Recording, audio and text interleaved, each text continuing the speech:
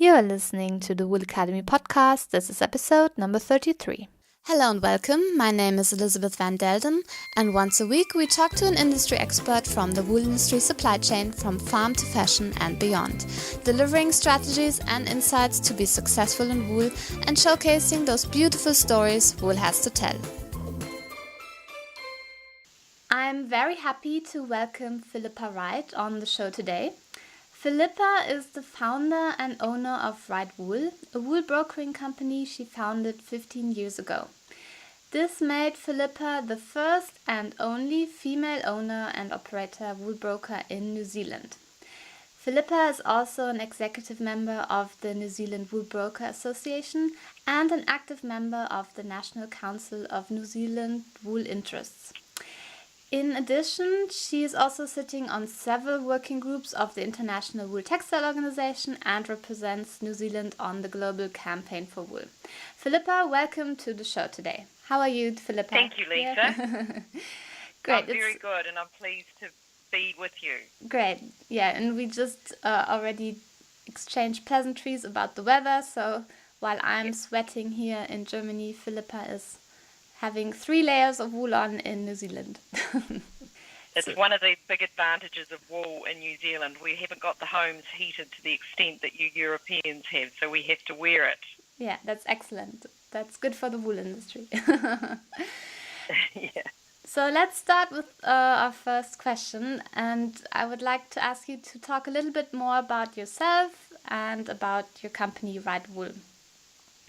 Okay.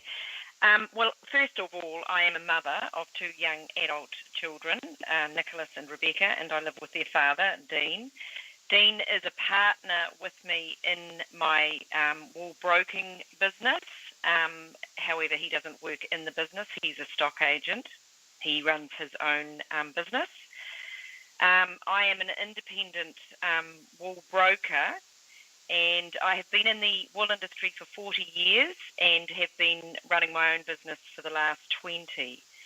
Okay, I didn't even know that your partner was also involved with you. So that shows again how many family businesses there are as well. And give us a little bit more detail about the services that Wright Wool offers, and maybe explain what is exactly the value that you add to the wool supply chain. Yeah, well, as an independent wool broker, 90% of the wool I sell goes through auction, and where my partner Dean comes in, he is our auctioneer. So we go to the New Zealand auction group every week or fortnight, depending on the season and the flow of wool, and he sells wool, and we sell it on behalf of the wool growers. Wright Wool offers a service to those growers. We collect wool from their shed when they have finished shearing the sheep. We have trucks.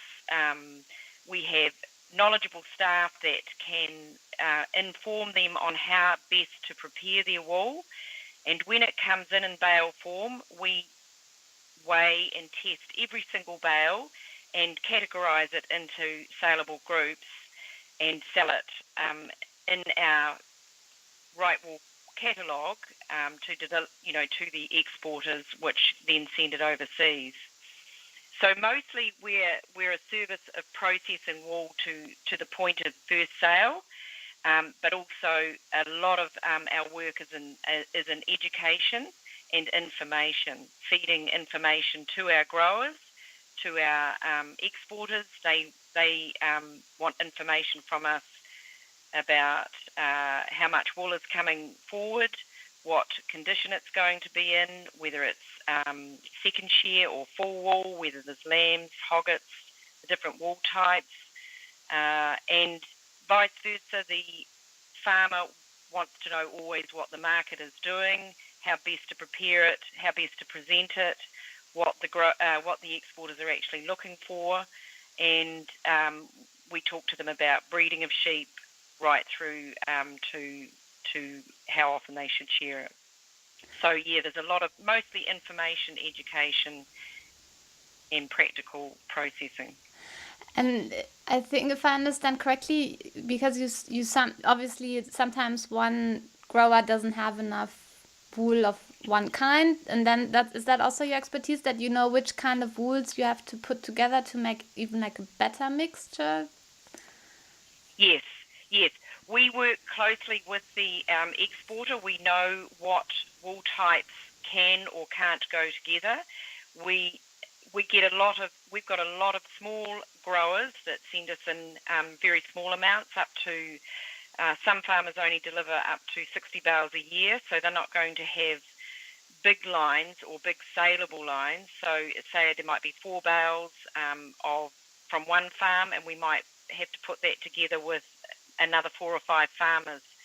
We sometimes have to group wools from different farms together to make one saleable lot. So we have to know our wool. I have 8 staff, and they are all trained wool classes. And a big part of their job, once the wool has been in and tested, is to actually physically look at that wool and grade it and work out what can and can't go together. And yeah, that's really interesting. And how you say a saleable lot? How big is that then? What do I have to? Well, we prefer not to sell lines under 4 bales, which is a bale of wool is on average 165 kg. So to make it worthwhile for the buyer, we personally try to make lots of at least 15 bales or more. And we have a process where we, develop and make sure that we have a set of bins, or what we call, probably the better word for you would be, we group the wool, like with like, and build it up. And when we get enough to make a line of, say, 15 bales, we then test it and put it into a catalogue and sell it like that. Okay. Yeah, that's really interesting, because I never understood how that really works. But thanks for explaining that. And maybe tell us also, what would the typical day look like for you? Yeah, I saw that question when you sent these to me, and I wondered what a typical day was. My business is in a small town called Waipukurau, and that's actually an hour's drive from where I live. So 3 days a week I go to Waipukurau, and I'm actually in the office, and I deal with the staff. We spend a lot of time discussing what we're expecting to happen. Our wool flow is very sporadic. It's all due to weather. We have 2 main shearing times, the winter and the summer, and in between we have lambs and hoggets. So then it's very much dictated by the weather. So we've just recently had 3 weeks of quite heavy rain, and we're meant to be in the midst of our busy winter season. So the shearing has been delayed. So we spend a lot of time having to make sure that we're not missing out on business, that we have to understand, if we're not busy, why we're not busy. So a lot of logistical conversations are had when I'm at the store. I seem to do a lot more these days on email. I do a lot of phone calls, a lot of gathering of information, so I have the right information to give to my clients and to the buyers, and just making sure that everybody's happy. So a lot of emails, a lot of phone calls, a lot of staff work. Not so much the practical as I used to. I have, very, very good, highly qualified staff that do the actual practical work for me now. And I'm also, in the latter years, become very involved in industry good work, and that certainly takes up a fair bit of my time.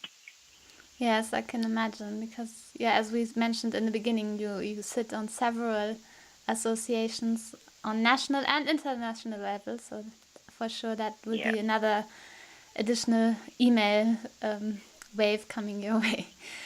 And tell me, how did you actually get started in the wool business? By accident, pretty much. I was working in the wool sheds after school, ready to go to college, and suddenly realised I didn't want to become a teacher. So I thought, oh, well, what am I going to do?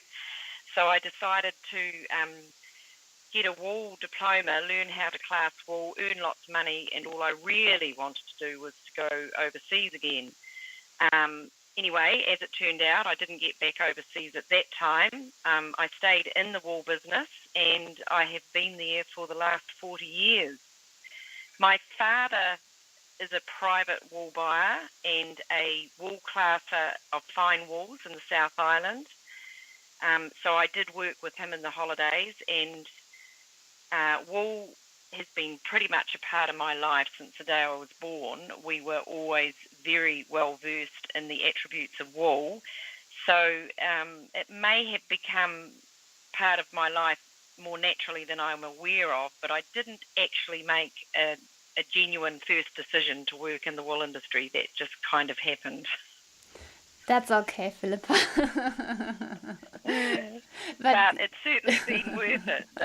It was an interesting start, and I love it now. I just love it. Wool, to me, wool is always worth the effort. Yeah, and tell me then, so you started with classing wool, but how did you then come to the decision to start your own company? Yeah. Again, that wasn't a direct decision from me. I had been working, I started off in the wool sheds, and then I classed in the Mackenzie Country fine wools. And then I got a job in the North Island where I am now, Hawke's Bay, in as a wool broker, and gradually worked my way up to be a representative for the company. And then I was approached by a chap who owned the business that I have now with his brother, and he wanted to sell his share of his business to me. He wanted to move on, and so it was quite a genuine surprise. And I can remember when he asked me to have lunch and talk about it, and I went home and I thought it was I just came home to Dean and I said, well, you're not going to believe, and I thought it was a bit of a joke. But after talking to Dean and to our accountant, they very much persuaded me that it was something that I'd done all my life and that I should definitely take the opportunity. So really, very nervously, I did, because I did not ever think that I would be controlling a wool store. But it's definitely been the best thing that's ever happened to me. Yeah, okay. In my working career. Yeah. So it seems wool kept crawling into your pathway and not letting you alone. Yeah, I can't get away from it. I wake up to wool. I've woken up to wool every day.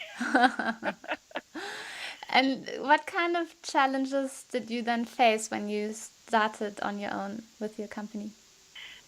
Well, being in the wool industry has been a huge challenge for me right from the beginning. The first 15 years just becoming a part of it, because there were not.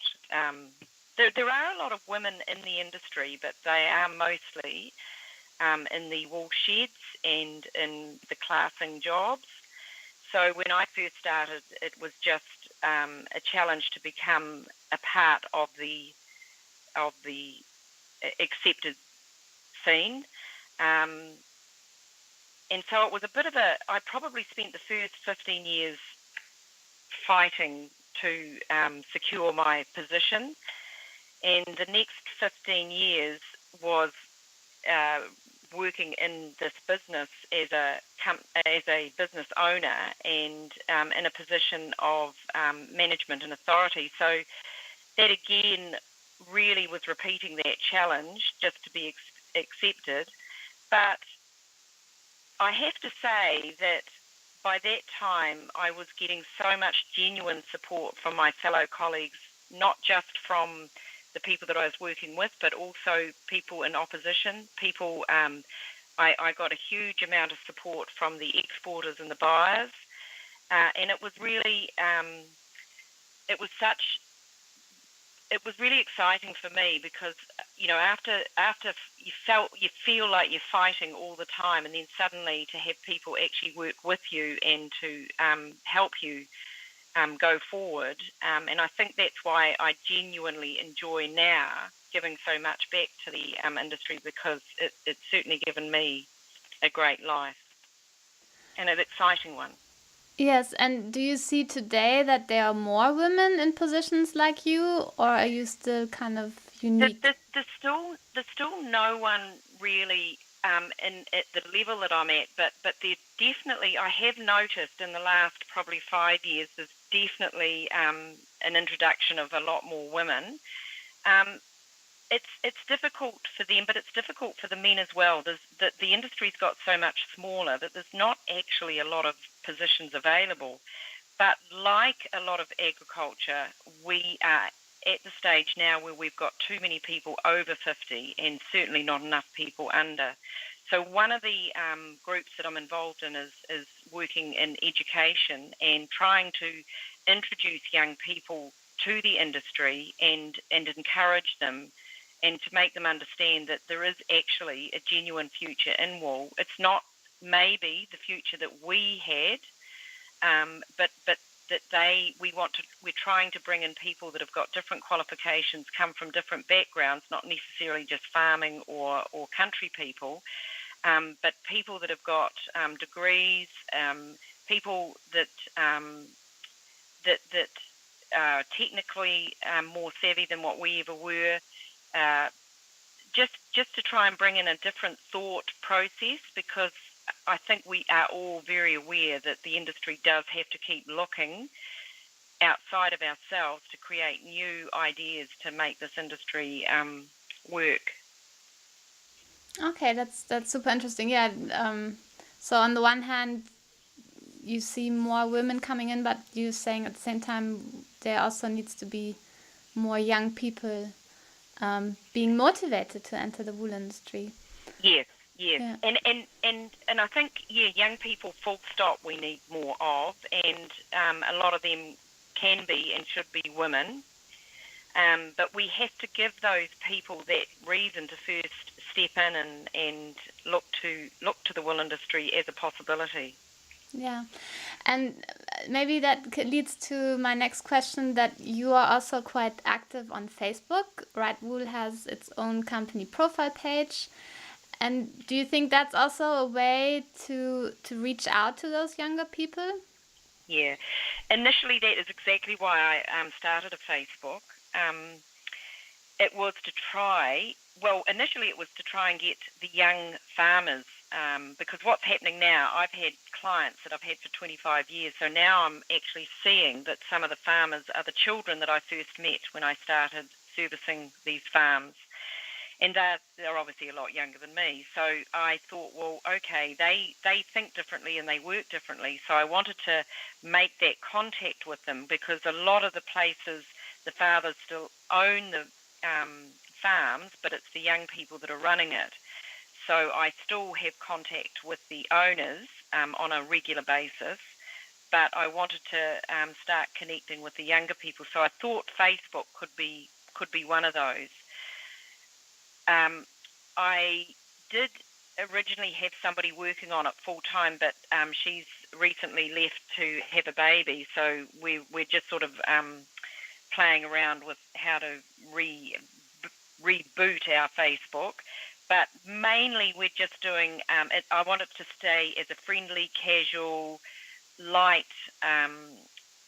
media platform to just get that original interest, so that it's not, all boring and work, and just to try and attract the younger ones. And did you see success with that? Did you then connect to these younger generations? Well, first of all, I've mostly got my children and their friends. Family and supporters are the biggest supporters. But it's quite interesting. I'm not actually getting. It's still quite hard to break into that farmer group, but I am getting overseas people that I've made contact with, younger people. Especially, I went to school when I was young in America for a year, and I have a contact list with them, and they have been quite active in it because they want to know about wool. They're quite fascinated because in America it's not an everyday thing like it is here in New Zealand. And I've noticed that, for instance, when I did something on those wool shoes, they were fascinated by that and wanted to know, where do I get them? What are they? How can you have shoes that are made of wool? So the interest is quite varied and different at times. Whenever I on the other hand, whenever I have a young person come in with their pet sheep to sell it, we usually take a photo of them getting their first wool check, and those sort of pictures go viral straight away because it's always so cute seeing little children. But I like to think that we're introducing those little people to wool and to the industry, and making it a special moment for them. So yeah, it's something it'll just keep growing. I don't understand social media that well, so I have to work with people that do. But I'm trying to encourage my staff to become more involved with that as well, and I'm hoping that they might develop it more, because they're certainly a bit younger than me and a bit more savvy. Yeah, no, I think it's great that you're experimenting with the platform and kind of trying to find, on the one hand, your voice, and on the other hand, your audience. And yeah, I think that's the thing to do, to experiment what works well and what doesn't. And that's it. No, it is. It's been really interesting. It has. Yeah.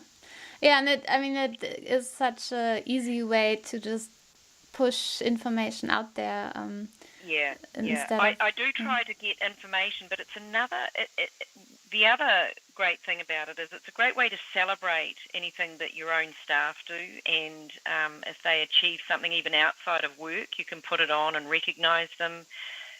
You can celebrate your clients' successes. It's just an informal, but it's a lovely gesture, and it's fun. It's not serious. It's not. It adds like another dimension to the relationship that you have with your customers. Yeah, definitely. Yeah, and I guess it also in a way builds your relationship and engagement with them. Even though you can't visit them all the time or be on the phone with them all the time, it just adds another bond. Well, people are so much busier now. Like when I first started, one of my jobs was just to go around visiting farmers every day, all day. Well, the farmers haven't got time. We used to go and have a cup of tea and something to eat and a lovely chat, and I loved that. It was great. It was. I got to know a lot of people, and I developed some very, very strong relationships, which I still have now, and they're some of my most loyal and long clients. But nowadays, everyone's busier. There's a lot less people working, so we have to be more efficient with the way that we connect with each other, and we have to be more... it has to be more fun, and it has to be more inviting, and so that they actually want to look for it, they want to read it, they want to find it out. But we all, we've just got to be more creative in the way that we keep that contact with each other. Yeah, and I agree. I think that's really wise of you to see it that way and just embrace what's possible with technology today. And another thing I noticed on your website is that you also recently developed your own quality assurance program. What is that exactly? Well, I guess with all my latest visits to IWTO, the environment, sustainability, traceability has become very evident that that's the way of the world. And I thought, rather than wait for us to be told what we had to do, I thought we could be a bit more creative than that, and we developed our own quality best practice program, which my clients have signed up to, and it's not difficult for us here in New Zealand to sign up to best practice, because we are already very much part of, our government sets rules and regulations on how we should or shouldn't handle animals. So we developed our own one, working along with those primary industry rules and regulations, and we we got our clients to read them, and they sign up to it. And it's become. I do a little bit of work in America, and I have some wool going there. And it's one of the main things that they ask: how do you treat your animal? Are your sheep happy? So to me, it was like a certificate to say, yes, we've got happy sheep, and we can prove that we are able to, we're able to provide evidence of that. The farmers are really keen to do it because they know how well they treat their animal, and they want to be known for that, and they want that respect from the farm right through to the manufacturer. Do you also work with the manufacturer? Because often the problem is that in the manufacturing process, the trail might get lost. Is there a way for you to track that? No. I'm on the whole, as I said, most of my wool goes through auction. So once it leaves the wool store or the wool scour, once it's been washed, we lose ownership. So I don't deal with the manufacturer to that extent, but I do a small amount of business direct in America, and I have recently done a very small amount to a woman in Thailand who makes exquisite Christmas decorations, and one of her decorations is actually Father Christmas's, where she has she uses New Zealand wool to make the Father Christmas beard. And she came to me directly because she had heard about my quality program, because she wanted to ensure that she was creating an ethically friendly Father Christmas. And that was a big part of her coming to me, because she saw that program on my website. And she now gets a small amount of wool from us direct every year to create these Christmas beards, which is a bit exciting. I love that story. It's not funny. Yeah. I'll actually send you a photo of one, because they're amazing. Yeah. And the other, I also provide some wool to a New Zealand manufacturer who does duvet inners, and they also approached me because they saw the program that I had, and they definitely wanted to be able to be part of their marketing, that we have happy sheep. They have been to my wool store. We have taken them to the farm where the wool comes from. They've met the farmer. They've seen the sheep in the yards, and they're really excited about these sheep that roam around these beautiful green hills. And it's going to be a big part of their their selling program. And there is wool the wool that I send to America comes from a very big farm, and again, it's all part of that story from farm to end product. Oh, that sounds really good. I think it's definitely just going to happen more and more. At the moment, I mean, I'm a very small company, so I'm only doing it in a very, very small scale, but I think in the future it's definitely how it's going to have to be. We're going to have to adjust our systems to fit into that requirement. Yeah, no, I agree, and I think it's good that you're already getting a head start on it. I mean, there's also probably lots of learning curves that you're going through, so that's really cool. Yeah. Oh, yeah, and it's created. I mean, you always have to have new challenges, and this has definitely been a challenge for us because we're sort of starting from scratch, but it's really exciting, and it gives, like, as I was saying, though, the people come and see our farms and they're really excited about that, but it's also really exciting for my staff to actually know that the farms they go to, the wool they pick up, the process that they put it through, there's actually an end story to that. So it's absolutely a win-win. Everybody gets something out of it.